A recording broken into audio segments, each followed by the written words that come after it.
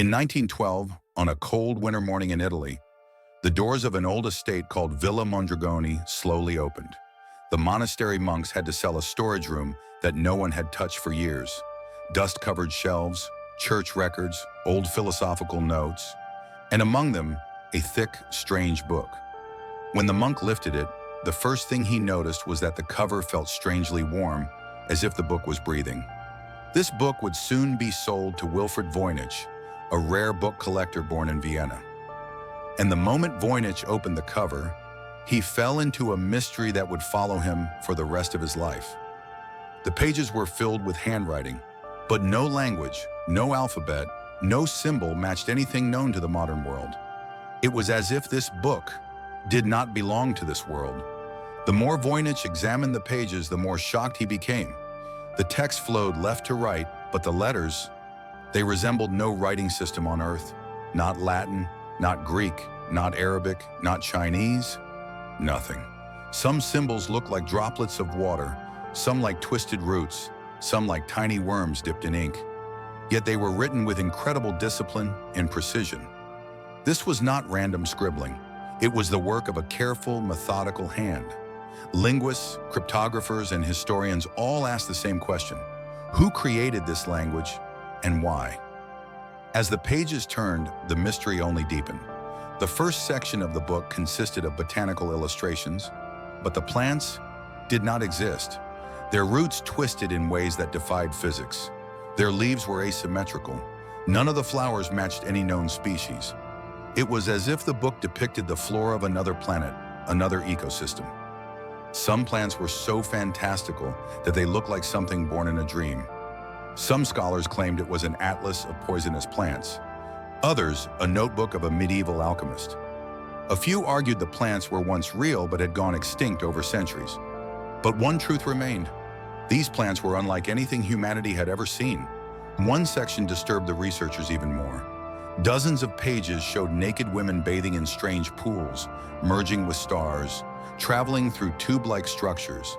Some appeared to be born out of a basin, others carried by a moving liquid inside bizarre containers.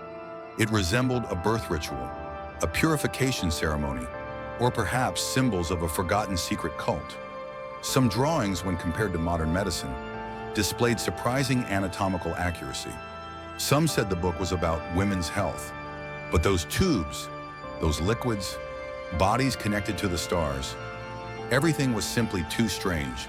One of the most mysterious sections contained astrological drawings.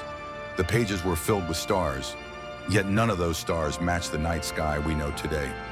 The sky was different. The symbols pointed to an unknown system. In several pages, transparent tubes descended from the stars and connected to the bodies of the women again. It was as if the author saw the universe, the human body, in plants as a single interconnected whole. There was order, there was structure, but could anyone understand it? No. Since its discovery, countless experts have tried to decode the Voynich Manuscript: CIA cryptographers, NSA codebreakers, Oxford and Yale professors, mathematicians, linguists, artificial intelligence systems. None succeeded. The language of the book is not random, not meaningless, but also not familiar. It follows rules, but we do not know what they are. It feels like the author intentionally created a language meant to be unreadable, yet perfectly structured.